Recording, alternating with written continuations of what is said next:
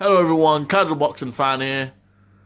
Tomorrow is the big fight. We're going to be seeing Andy Ruiz taking on Anthony Joshua.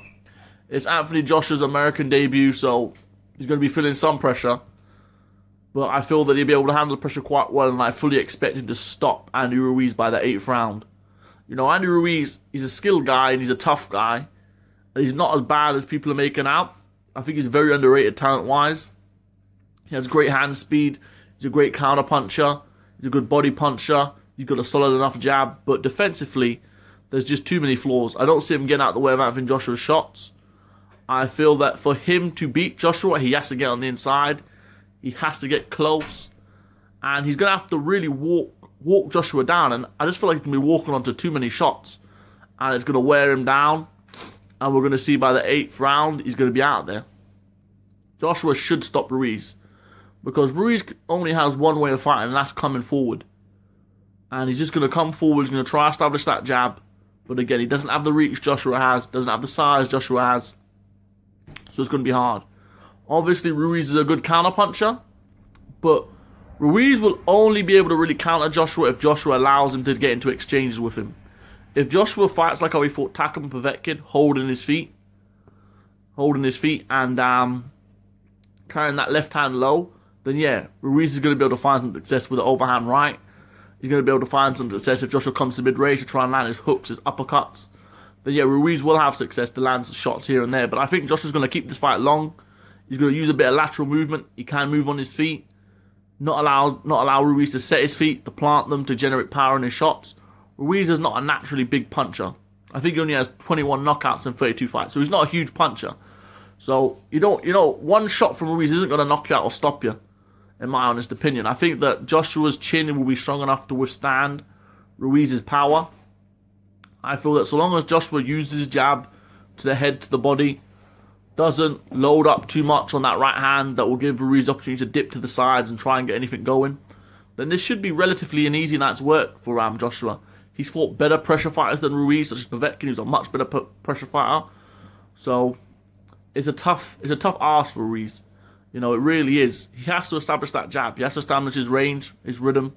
He has to back Joshua up, and that's just going to be very difficult for him to back Joshua up, because does Ruiz have the head movement to double up his jab, to slip to the side and do those sort of things that require a smaller man to apply pressure to a big man? I don't think so. So it really will just be Joshua. He will just be a sitting duck for Joshua's big shots. Joshua's a sharp combination puncher. He's got good hand speed himself for a big man. He's light on his feet. And that overall gives him the advantages over Ruiz. You know, if they get into clinches, then the advantage is with Ruiz, because a little trick Ruiz likes to do is push off with the chest and come over with the overhand right and left hook. Ruiz is a good body puncher, but people are talking about Ruiz's body work. But to work the body, you have to get close. You don't want to be reaching for the body, because believe me, if you reach for that body, your head is just sitting duck to get hit. And Ruiz doesn't bend into his body shots. He lets them swing from the hips. So he'll be a sitting duck. Another thing Joshua can do is counter Ruiz when he goes to that body jab. Counter Ruiz when he goes to the body. You know, Ruiz found it very easy to get the closer range on Dimitrenko, because Dimitrenko wasn't really establishing his jab. He wasn't putting any weight behind it. Joshua likes to plant his feet and put his weight behind his jab. That's going to be an issue for Ruiz. If Ruiz can try and ride the jabs, roll with the jabs, slip his head, he can give Joshua problems. But I'd like to see Joshua not holding his feet as much, not standing in front of Ruiz, not waiting.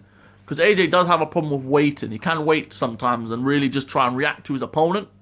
I want to see Joshua taking the lead in this fight, establishing his jab, showing me a bit of movement. Not really going for the exchanges on the inside like he did against Takam, like he did against Povetkin.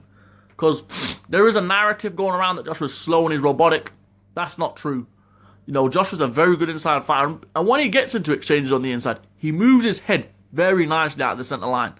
You know, if you know boxing, you'll understand the center line. It's something that Floyd Mayweather and Bernard Hopkins were very big on. But watch him. He's not very square on when he fights on the inside in exchanges. He's very good at slipping his head with his punches to the outside of other shots. But I feel against Ruiz, that's a risk, just because of how good of a counterpuncher Ruiz is. Ruiz's game is landing shots and exchanges. So I don't feel that Joshua should even attempt to get into exchanges with Ruiz. Keep the fight long. Look for the right hand and left hook combination. Those are the two shots I think that will damage Ruiz the most. Hook off the jab. Joseph Parker had a lot of success against Ruiz with that. And for Ruiz, what I would say he has to do is he can't fall into the rhythm of just plodding forward like he did against Parker. There's a narrative going around that he beat Parker. That's not true. I'll ask that a lot of fans watch the Parker Ruiz fight before tomorrow, and you'll see the issue going on with the fight, and that's that Ruiz simply just walked forward. He didn't really move his head or do anything like that. He didn't really feint. He was just in a constant state of coming forward, plodding forward, looking for the shots. Ruiz sometimes has a point where he doesn't move his feet fast enough, and that's another thing. For Ruiz to get inside, for Ruiz to establish anything, his feet have to be quicker. Like, a lot of people are focused on the hand speed, but what about the foot speed? That's another thing you have to question. Joshua has quicker feet. If you watch maybe Floyd Pacquiao, you'll see foot speed matters. How quickly you can close the distance, how quickly you can get away. Joshua has good foot speed. His defense is a bit underrated. They say he's got no head movement and all this. But what big men do have great head movement? Lennox Lewis, Vladimir Klitschko? No. So head movement is not really something you need for a big man. Head movement is something that's very overrated these days. Floyd never had a lot of head movement, so I guess why people are big on it. But yeah, moving your head is important. But as a big man, you want to keep your size. You want to control your distance. Joshua's very good at just taking those steps out of range, keeping his guard high. That's what he has to do to make sure no shots over the top get to him. That defense is perfectly fine for a big man. He's got the basics down, the fundamentals right. Control your distance as a big man. That's what's important. And that stepping back Joshua does for his defense is going to keep Ruiz missing, keep Ruiz stretching. I just don't think Ruiz has the ability to bother Joshua. If Joshua, though, fights like how he fought Povetkin, in trying to apply too much pressure, then Ruiz will have chances. He'll have openings to land his shots. Because sometimes Joshua has this flaw where he seems to fight to the size of his opponent. He likes to bend down and throw his hooks, throw his uppercuts. And that's when Ruiz will find success. But I think Joshua will play it safe this fight. It's his first fight in America. He's not going to want any mistakes. He's going to want a nice, clean victory. And I feel that he will just work behind that jab constantly. Ruiz is not going to be able to land his jab. He's going to be countered. He's going to be getting hit from angles he doesn't know. And he's just going to be far too slow to react to it in terms of his reflexes. Because Ruiz has fast hands, but that's it. He doesn't have fast reflexes or fast feet. He's not a guy that's going to move his head out of the way. He's not a guy that's going to roll punches. He can dip left and right now and again. But even then, that's not something he does every time. He does have a bit of hip movement. He'll be on side to side. But that's not enough. He isn't faint enough, in my opinion. He's not a great combination puncher. I know there's a big rumor going around that Ruiz has great combinations. Not in my opinion. Every combination I've seen from this man is left, right, left, right, left, right, left, right. Maybe a double on the left. It's nothing that Povetkin will bring. Watch Povetkin's combinations. Very unorthodox. Very unique to him. Joshua's been there, done that. He's fought men with quick hands. He's fought men with explosive combinations. So, he's fought pressure fighters into calm. So, Ruiz's problem is, what does he bring new that's going to threaten Joshua? Nothing. Now, this is not the opponent we wanted. We would rather have Jarrell Miller or Ortiz. They would have brought different things to the table. But we've got Ruiz. And it has a chances to be a great fight if Joshua makes the mistakes he's made in the past. But if he comes out here and fights to the best of his ability, Ruiz doesn't stand any chance. Because Ruiz's feet are too slow. Doesn't have enough reach on him. Is not much of a varied puncher. You know what punches Ruiz is going to look for. He's going to look for the left hooks. He's going to look for the overhand right. Doesn't really have an uppercut, Ruiz. I've not really seen an uppercut from him. Doesn't really have anything too different. Ruiz likes to jab to the body and to the head to establish his range, to establish his rhythm. He's not going to be able to reach those sort of shots against Joshua without taking shots coming in. And that's only the issue. That's why I believe the only way Joshua wins this fight is by stoppage. I don't see it going 12. Parker's the only man to go 12, and Parker used a lot of movement, a lot of lateral movement, circling. Joshua didn't really give him much, didn't really throw much, didn't really risk much.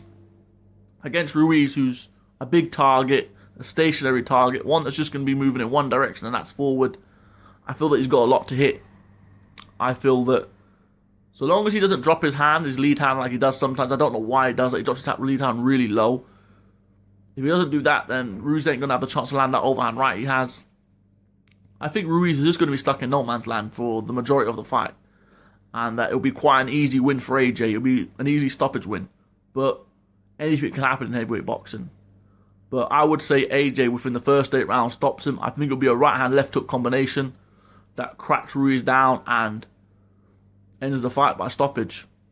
So I hope it's a good fight. I hope it's more entertaining than what I'm looking at it's going to be, because it looks to me like a shutout with Joshua winning every round on his way to a stoppage victory, with Ruiz just being stuck in no man's land, really unable to punch, just, reaching a lot, jumping in a lot, having to really force the fight, and that's how you get stopped, because you can't do anything. You can't feel your rhythm out, you can't you can't touch your opponent, so he's really going to have to just be lunging in a lot, reaching a lot, and that's when Joshua's going to hit him. So hopefully it's a better fight than that, but my guess is stoppage win by Joshua within the first 8 rounds. Thank you all for listening. This has been the Casual Boxing Fan.